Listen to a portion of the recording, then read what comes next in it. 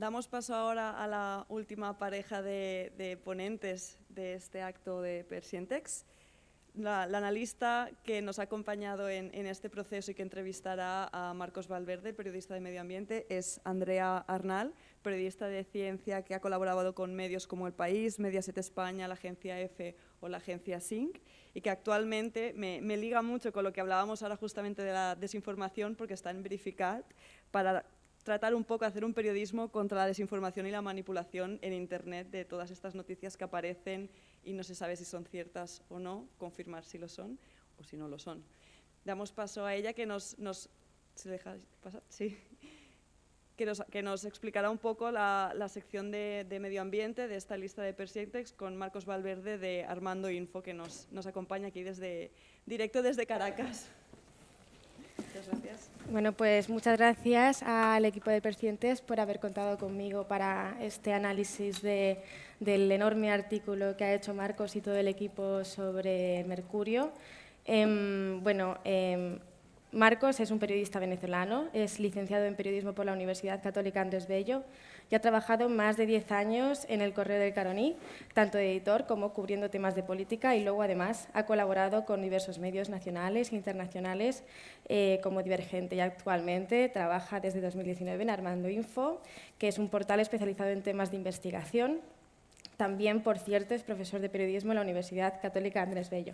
Y como decía, Marcos ha sido sobre todo uno de los redactores de los muchísimos que han participado en Mercurio, Una huella en la selva, que lo hemos elegido como tema de periodismo de excelencia medioambiental, por la iniciativa sobre todo, porque es una unión de periodistas de varios países vinculados con la Amazonía, y porque destacaba la originalidad de la temática y la profundidad de la investigación. Es decir, es un tema ambiental que no busca seducir con el cambio climático, sino que ahonda en el origen de los grandes conflictos medioambientales de hoy a nivel mundial y poco abordados por los medios convencionales.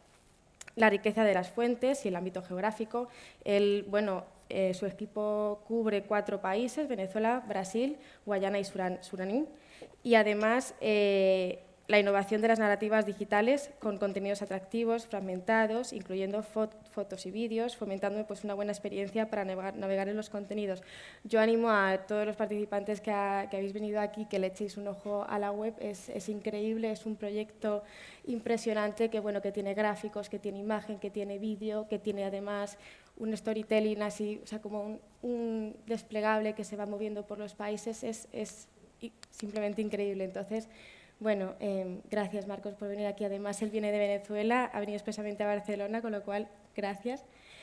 Y sobre todo, la primera pregunta sobre el tema del mercurio, porque, vosotros, ¿de dónde surge esta idea? ¿Por qué de repente decís, vamos a hablar del mercurio, de la extracción de las minas? Porque todo el mundo siempre pone el foco en el oro, ¿no?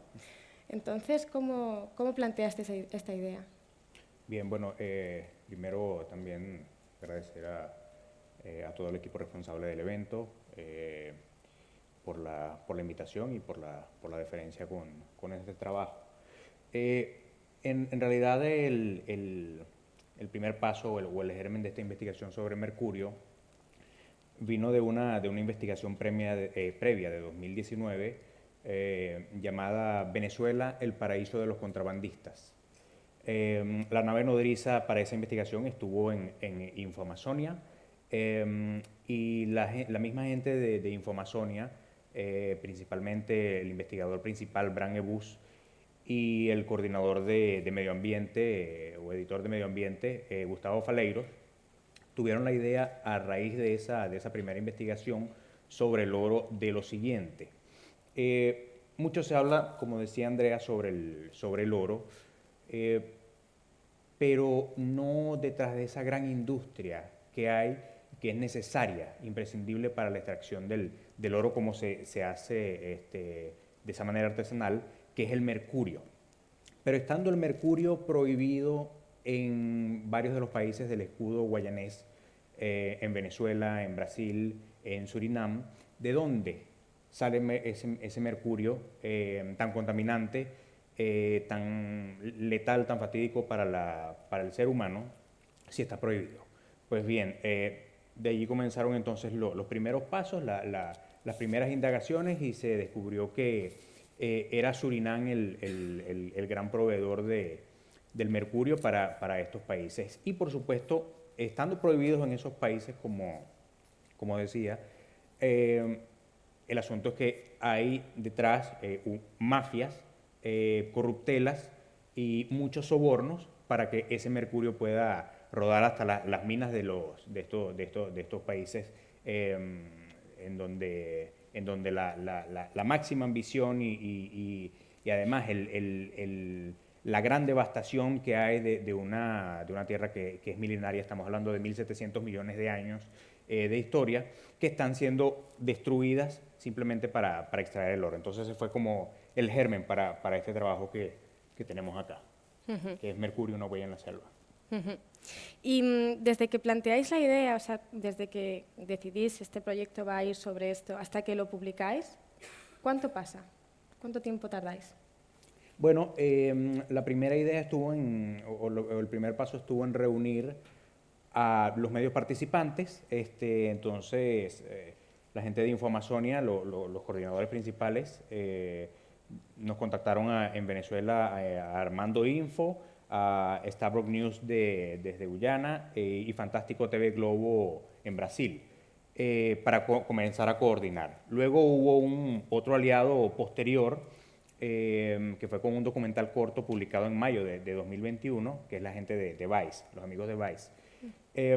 Pero en sí, desde esa primera idea, de esas primeras reuniones, hasta la publicación de los textos de este site, aproximadamente un año y un mes.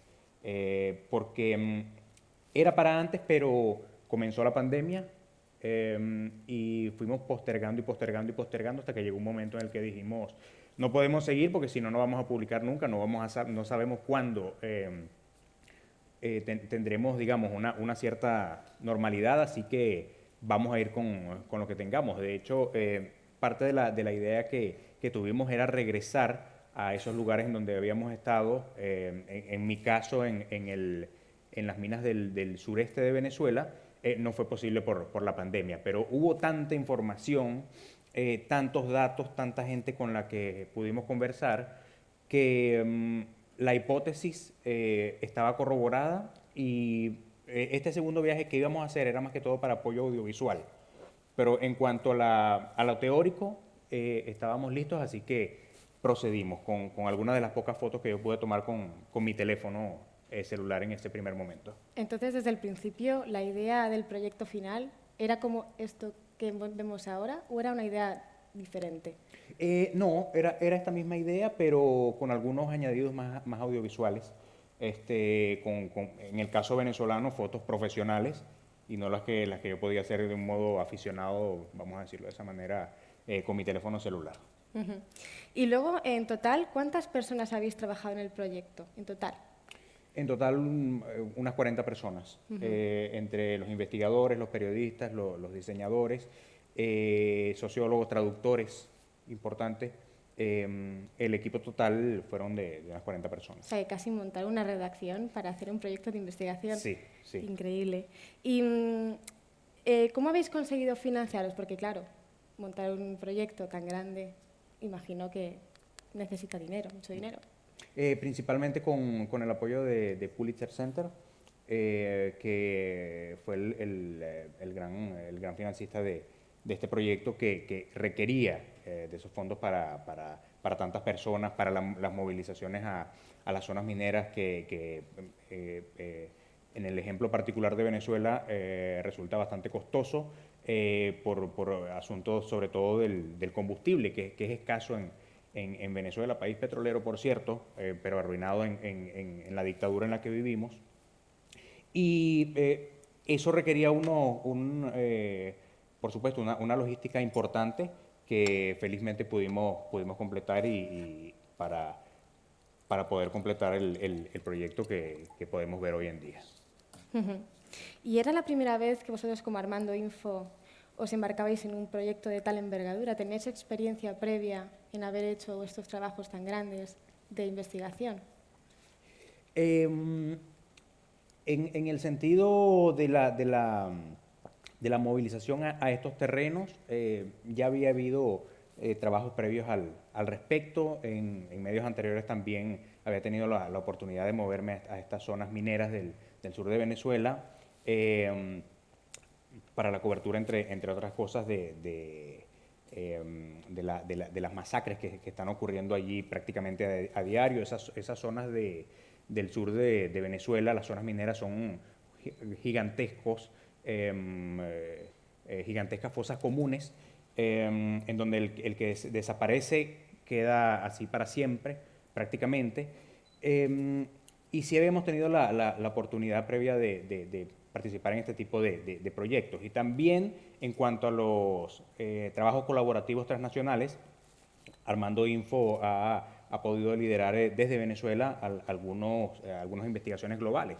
La más reciente, Pandora Papers, una filtración del año pasado, el año anterior, FinCEN Files, y otros proyectos también de filtraciones que requirieron una coordinación en cada país, y Armando.info fue el medio que llevó esa bandera. Y de todo el proceso de desarrollo del reportaje, del proyecto, ¿cuál fue la parte más complicada, más difícil, lo que os costó más sacar adelante o con más dificultad?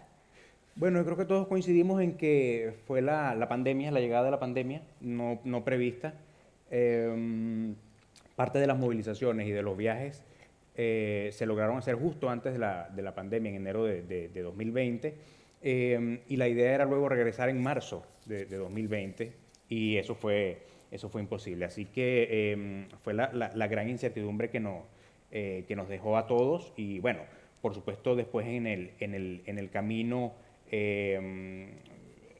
terminar las investigaciones, ir con lo que ya teníamos, y bueno, echar a andar este proyecto que, como dije, se retrasó unos meses por este asunto de la pandemia, pero que ya llegó un momento en el que dijimos vamos a ir a proceder, porque si no, no sabemos cuándo. ¿En qué momento decidís, bueno, ya, se acabó, vamos a sacarlo? Diría que en mayo de 2020 ya, después de 2 meses en pandemia, de la cuarentena decretada en el caso en Venezuela y en todo el mundo, pues. Y ya para junio comenzamos la escritura, y a finales de agosto de 2020 comenzamos las primeras publicaciones. Vale. Claro, porque luego las primeras publicaciones serían en un idioma, pero luego lo habéis traducido en 3 idiomas, ¿o en cuántos idiomas está esto? Bueno, está en 3 idiomas. Y sí, hubo una primera publicación de esta crónica sobre el tráfico de mercurio entre Guyana y la zona en reclamación que tiene con Venezuela, y la misma Venezuela, a través del río Cuyuní en el sureste. Y luego, por supuesto, completamente el site que ustedes pueden revisar, y los invito a que lean esta investigación, por supuesto. ¿Y hubo algo dentro de la investigación que os encontréis que fuera totalmente inesperado? Porque, bueno, vuestro objetivo era mostrar la realidad del mercurio, de las minas, que ya sabíais de que iba a ir más o menos, teníais una idea mental, pero hubo algo que de repente dijeras, ostras, esto no me lo esperaba. En el caso de Guyana, los colegas, que por cierto recibieron algunas amenazas antes y después de la publicación,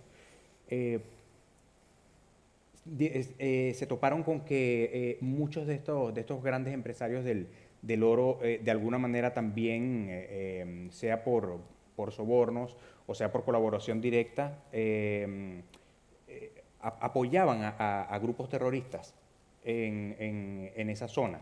Esa fue una de las grandes sorpresas del reportaje. En el caso de Brasil, bueno, fue ver más la realidad, al punto de que muchos colegas que estaban también dentro de este proyecto no pudieron ir a las zonas susceptibles de investigarse, porque sus vidas corrían riesgos. Y bueno, también ver que la poca importancia que en común se le da a este tema, al punto de que muchos empresarios comenzaron, sobre todo en Guyana, comenzaron a llamar a los coordinadores del proyecto y a decirles de qué manera esta investigación va a afectar mi negocio. señor, su negocio está contribuyendo con una devastación infinita, tremenda, y lo que le importa es el destino de su negocio. Entonces fueron varias sorpresas con las que nos fuimos topando, pero que pudimos sortear a fin de cuentas y publicar, pues, a pesar de las amenazas que recibieron esos colegas en estos países aliados. Y imagino que el tema de las imágenes, de obtención de imágenes, sobre todo ahí en medio de la selva, pues no sería nada fácil. No sé si podemos ver algunas de ellas, si nos cuentas un poquito... Josué, por favor. La historia de cada una. Bueno, ¿esto? Ahí vemos a Brasil. Esta imagen es interesante porque es lo que vemos en el escudo guayanés multiplicado por miles, para que nos demos una idea del grado de devastación que hay en esa zona por la minería y exclusivamente por la minería. El oro, la obtención del oro es arrasar la tierra, destruirla para ir sacando el oro. Y si a eso le sumamos años y años y años, más el uso del mercurio a diario, vamos a tener ese resultado. Esto es en Brasil, creo que había dicho ya, ¿no? Podemos pasar a la siguiente, Josué. Gracias. Esta foto de Guyana es un minero, y ahí vemos a los mineros artesanales, las condiciones en las que trabajan. Y si nos remitimos al caso concreto del mercurio, vemos que así como están, es como manipulan el mercurio, sin ninguna protección, prácticamente a pecho descubierto y sin guantes ni tapabocas. Y es así como lo hacen. Si hay una herida en la mano de alguno de ellos, penetra directamente en el torrente sanguíneo y puede dejar consecuencias graves para la salud. Y esa imagen, como les digo, es de Guyana, pero bien vale para cualquier país, porque este tema del oro también es una forma de esclavitud moderna. No hay condiciones idóneas del trabajo, no hay un equipo de seguridad. Lo que hay es toma el mercurio, métete en la mina y ya, saca todo el oro que puedas. Y por supuesto, lo que cobra un minero por toda esa exposición y por todo ese desgaste y por toda la devastación que hace, es desde luego la parte más ínfima de toda esa cadena, que incluye a estas grandes empresas, e incluye también las corruptelas de militares y policías que se hacen la vista gorda ante esta situación. Pasamos la foto, por favor. Este es el proceso en el que podría parecer simplemente como una fundición normal, pero allí se está fundiendo esa amalgama que queda entre el oro y el mercurio, y eso se hace regularmente en las mismas condiciones en las que se extrae el oro artesanalmente, es decir, sin ninguna protección. Y quien está fundiendo esa amalgama de oro y mercurio no tiene la protección necesaria y respira todo lo que de allí emana. Y no es solo eso, sino que eso sale por chimeneas, y las corrientes de aire pueden arrastrarlo durante varios kilómetros. Entonces no es solo el minero el que está respirando el mercurio o estos vapores del mercurio, sino la gente que puede vivir en aldeas más alejadas de ese punto, pero que recibe el mercurio bien por las corrientes de aire o bien por el agua el que se vierte en las aguas de los ríos. La siguiente, por favor. Esta es la manera en que se vende el mercurio. Este es el mercurio en estado puro, que proviene de Guyana, de la capital, por vía aérea, porque hay unas ciertas condiciones que en Guyana te permiten movilizar el mercurio. Y esto es en la frontera con Venezuela, esta fotografía. Ese mercurio que vemos allí, ese pote pequeño, para que tengan una idea, una botella de 2 litros de Coca-Cola puede albergar 20 kilos de mercurio. Es un líquido muy pesado. Y ese mercurio que vemos allí está entre pastas de diente, entre jabones, entre chucherías, entre latas de cerveza y refresco. Ahí está el mercurio. Así se vende en estas mini tiendas de esa parte de la zona en reclamación que se llama Terimbán, que limita con San Martín de Turumbán del lado venezolano y que es separado por el río Cuyuní. Y el río Cuyuní es el principal puente de acceso para este mercurio que se consigue fácilmente y sin ninguna complicación del lado de la zona en reclamación. Muy interesante. Y entonces, en relación a las imágenes, también estaba pensando en las fuentes, en los mineros. No sé, o sea, ¿cómo contactáis con ellos? ¿Cómo conseguís llegar hasta donde están? No sé si habéis encontrado reticencias para hablar, o sea, de ellos que no quieren hablar con vosotros. ¿Cómo fue la búsqueda de fuentes?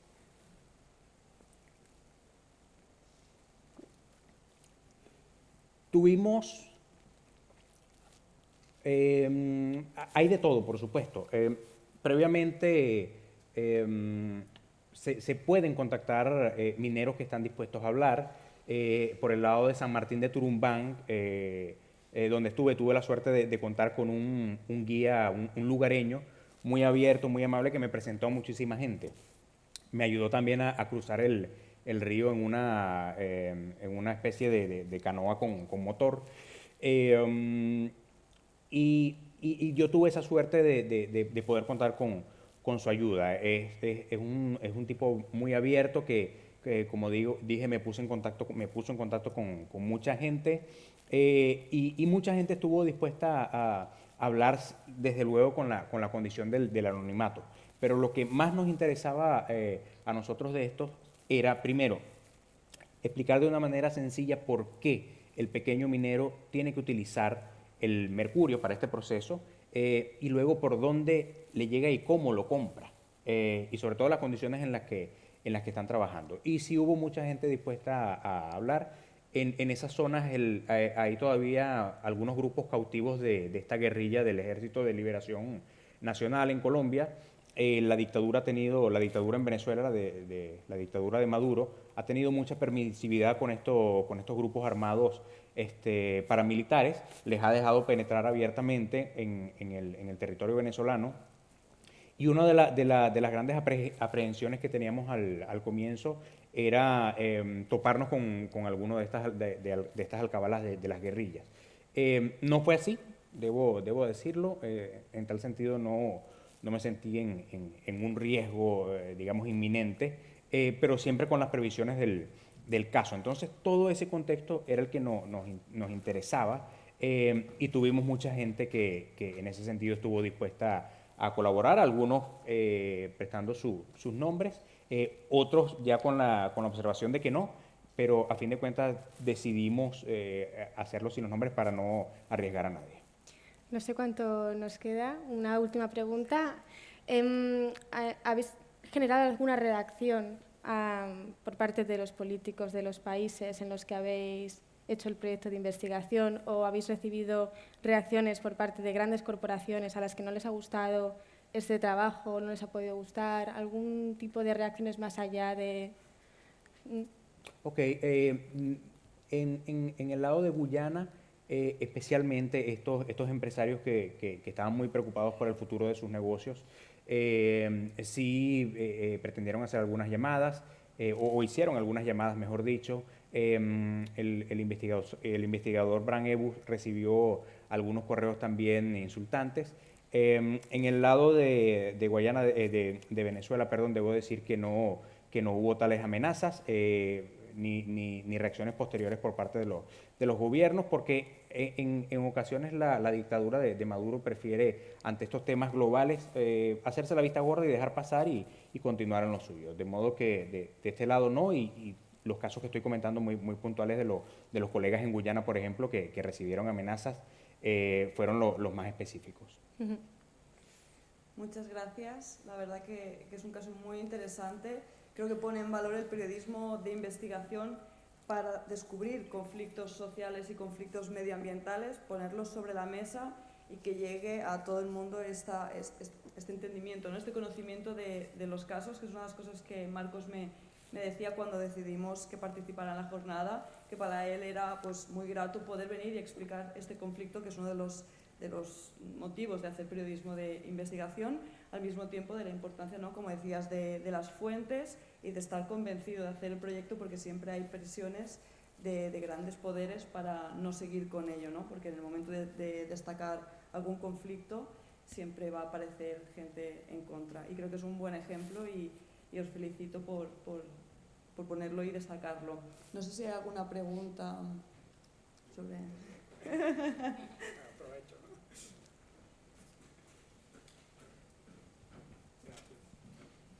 Bueno, ya que estáis, aprovecho para preguntaros. Entonces, quería destacar una cosa, que el año pasado también tuvimos a otra periodista de Armando Info, Patricia Marcano, es decir, que 2 comités independientes y sin ninguna intervención por parte del equipo de Percientex, que no decide nada. Es decir, el comité 2 veces seleccionaron un trabajo de Armando Info. Me parece una cosa muy destacable, porque quiere decir que realmente estáis generando un flujo muy importante de trabajos. El del año pasado era sobre las leches adulteradas que se estaban repartiendo entre personas necesitadas en América Latina. Por cierto, una de las personas implicadas, Alex Saab, en este momento se encuentra, digamos, preso en Estados Unidos. Y en este caso también quería comentar que es algo que nos concierne también a nosotros, porque acabáis explicando cómo este oro sacado de esa forma que hemos visto acaba volando en aviones de KLM en Holanda, digamos, y luego repartiéndose en Europa. Lo que te quería preguntar era cómo es hacer este trabajo de periodismo independiente muy crítico que pone, digamos, en cuestión el gobierno en un país que en este momento no brilla por libertad de prensa. ¿Cómo trabajáis? ¿Cómo os afecta? ¿Cómo llegáis a vuestros lectores en Venezuela, si es que conseguís llegar de alguna manera? Sobre lo primero, bueno, tomando todas las previsiones del caso, pero a la vez entendiendo que los riesgos siempre están presentes. Hablabas ahorita sobre Alex Saab, bueno, y precisamente Alex Saab demandó a 3 editores y a un periodista de Armando.info por una serie de investigaciones en torno de sus negocios con el gobierno de Maduro. Alex Saab es el principal contratista, el contratista predilecto de la dictadura de Maduro. Y bueno, estos riesgos se entienden y uno de entrada sabe y los asume. Entonces, como lo hacemos es sin demasiado alarde y simplemente tratando de ir a la parte más difícil en este momento de hacer periodismo en Venezuela, que es tratar de que las fuentes hablen, convencer a las fuentes de que hablen, porque hay mucho miedo, nadie quiere hablar, y por supuesto conseguir los documentos necesarios para las investigaciones, que se hace cuesta arriba porque la información pública es inexistente, no se respeta en Venezuela. Si tú vas a un registro a pedir un documento, te lo niegan, o si no, tienes que someterte a una serie de pasos burocráticos, a rigores tercermundistas que te pueden llevar a desistir, pero en ese camino pedregoso hay que persistir, porque es la única manera de hacer periodismo de investigación en este momento en Venezuela. Y sobre los riesgos y los miedos, bueno, procuramos tampoco no pensar mucho en eso, sino tratar de concentrarnos en llevar unas investigaciones sólidas, con unas hipótesis bien corroboradas y por supuesto con un estilo narrativo que tenga ese lenguaje de acceso a mucha gente. Y sobre cómo llegamos a los lectores, sobre todo en Venezuela, es complicado porque la página está bloqueada dentro de Venezuela. No se puede abrir sin VPN, como ocurre también con otros portales que están bloqueados por la dictadura a través de su empresa de comunicación, que es la CanTV. Entonces, bueno, ha sido también como en parte llevar adelante una campaña educativa a través de las redes sociales sobre la importancia del uso del VPN para acceder no solo a Armando.info, sino a todos estos portales que como les comentaba, están bloqueadas dentro de Venezuela. Muchas gracias. La verdad que es todo un ejemplo, ¿no?, de periodismo de investigación, que es una de las categorías que tenemos en Percientex y que estamos muy interesadas en seguir manteniendo, porque desvela, como decía, casos totalmente conflictivos y que a veces las decisiones que tomamos aquí son justo un reflejo de lo que está pasando en otros países. Muchas gracias por acompañarnos hoy, Andrea y Marcos. Ahora solo me queda... Bueno, aplausos.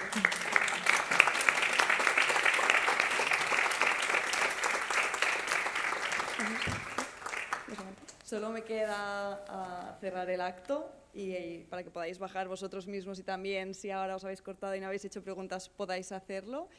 Y para cerrar un poco, quiero hacer una pequeña reflexión, porque este es el primer año que estoy en Persientex y mi valoración cuando me preguntan es que hay muchísima faena, pero después me doy cuenta de que esto es una parte muy positiva, porque esto quiere decir que hay mucho periodismo de calidad, que a veces tendemos a pensar que el periodismo en ciencia cada vez se pierde, que cae en sensacionalismo o que se da voz a todos los charlatanes, y no es cierto. Hay mucho periodismo científico en Iberoamérica de calidad. Persientex pone la lupa sobre ello y nos enseña todos estos deberes que nos daba Michele de 80 artículos que podemos leer los próximos días porque estarán en nuestra página web, y creo que es una gran oportunidad para ver este vaso del periodismo científico medio lleno y enamorarnos todos de todo este tipo de periodismo que es el de ciencia. Muchas gracias por acompañarnos hoy y hasta la próxima.